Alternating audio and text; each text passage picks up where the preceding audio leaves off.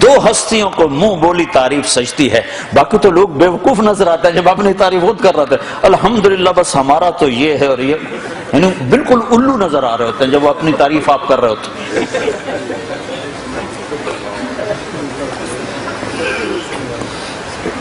میں ایک آدمی کہنے لگا میرے میں کوئی عیب دکھاؤ، میں کہا سبحان اللہ تینوں رب نہ بنا لوی، میرے میں کوئی عیب دکھاؤ، استغفر اللہ۔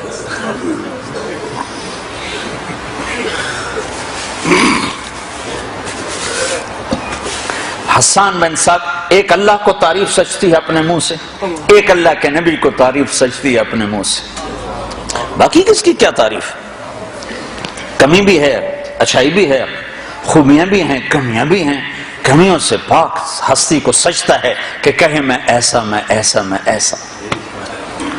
ایک مثال دیتا ہوں، صحابہ آپس میں باتیں کر رہے تھے، دیکھو یار اللہ نے ابراہیم علیہ السلام کو خلیل بنا دیا، موسیٰ علیہ السلام کو کلیم بنا دیا، داؤد علیہ السلام کے لیے لوہا نرم کر دیا، سلیمان علیہ السلام کے لیے ہوا تابع کر دی، عیسیٰ علیہ السلام کو روح اللہ بنا دیا۔ تو آپ گھر سے تشریف لا رہے تھے اور یہ سنتے آ رہے تھے، جب آپ آئے تو صحابہ چپ ہو گئے، آپ بیٹھے، سمعت مقالتکم وعجبکم، میں تمہاری بات بھی سن رہا تھا، تمہاری حیرت بھی دیکھ رہا تھا، جو تم نے کہا ہے ایسے ہی ہے، ابراہیم اللہ کے خلیل ہیں اور موسیٰ اللہ کے کلیم ہیں، اور داؤد کے لیے لوہا نرم ہے، سلیمان کے لیے ہوا تابع ہے، اور عیسیٰ علیہ السلام کے لیے مردے زندہ ہیں، وَأَمَّا صَاحِبُكُمْ هَذَا، اب اپنے ساتھی کی بھی سنو، اب میری بھی سنو، اما انا فحبیب اللہ، میں ہوں اللہ کا حبیب، ولا فخرا،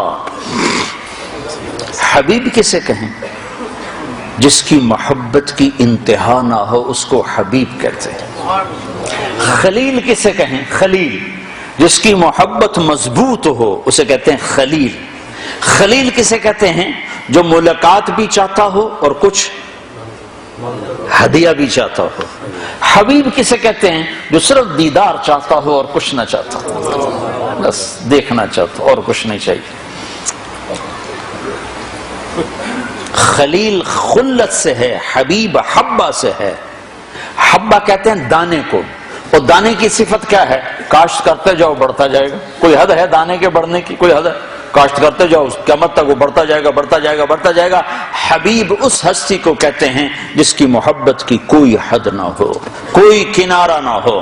تو آپ نے کہا میں تمہارا نبی، میں اللہ کا حبیب ہوں، ولا فخرا، فخر سے نہیں کہہ رہا، حقیقت بتا رہا ہوں۔ لواء الحمد بیدی یوم القیامہ، پھر قیامت کا دن دیکھنا اللہ کا جھنڈا میرے ہاتھ میں ہوگا۔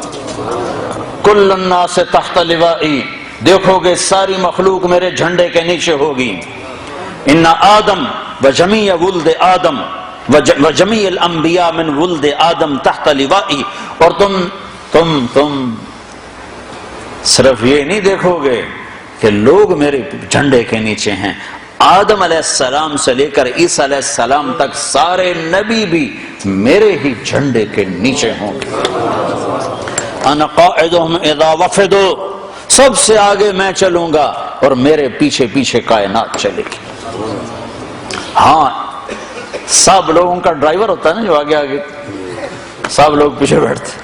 آپ نے کہا ہاں بلال سرخ اونٹنی پر میرے آگے آگے ہوگا، میرا مؤذن میرے آگے آگے ہوگا، اور میدان معاشر میں جب میں اتروں گا تو بلال اونٹنی پہ کھڑے ہو کے اذان دے گا، اور جب وہ کہے گا اشہدو ان لا الہ الا اللہ تو سارا مجمع کہے گا سچ ہے سچ ہے۔ جب وہ کہے گا اشہدو ان محمد رسول اللہ تو سارا مجمع کہے گا سچ ہے سچ ہے۔ کہ تم دیکھو گے کہ میرے لیے ممبر بچھایا جائے گا، کہ سب نبیوں کے لیے ممبر بچھائے جائیں گے، سارے نبی ممبروں پر بیٹھ جائیں گے، میں اپنے ممبر پہ نہیں بیٹھوں گا، میں اس کے ساتھ آ کے کھڑا ہو جاؤں گا، اس ڈر سے کہ کہیں ممبر مجھے لے کے جنت میں نہ اڑ جائے اور میری امت اکیلی رہ جائے میرے بغیر، لہٰذا میں ممبر کے قریب ایسے کھڑا ہوں گا، بیٹھوں گا نہیں، اپنی امت کو چھوڑ کے نہیں جانے والا۔ پھر دیکھو گے کہ 1000 جنت کے خادم میرے چاروں طرف کھڑے ہوں گے. پھر دیکھو گے اللہ جنت کی چابی مجھے پکڑائے گا, جنت کی چابی میرے ہاتھ میں ہوگی. پھر دیکھو گے میرے بغیر جنت کا دروازہ کھل نہ سکے گا. پھر دیکھو گے میرے جائے بغیر کوئی نبی جنت میں جا نہ سکے گا. میری امت کے جانے سے پہلے کوئی امت جنت میں جا نہ سکے گی.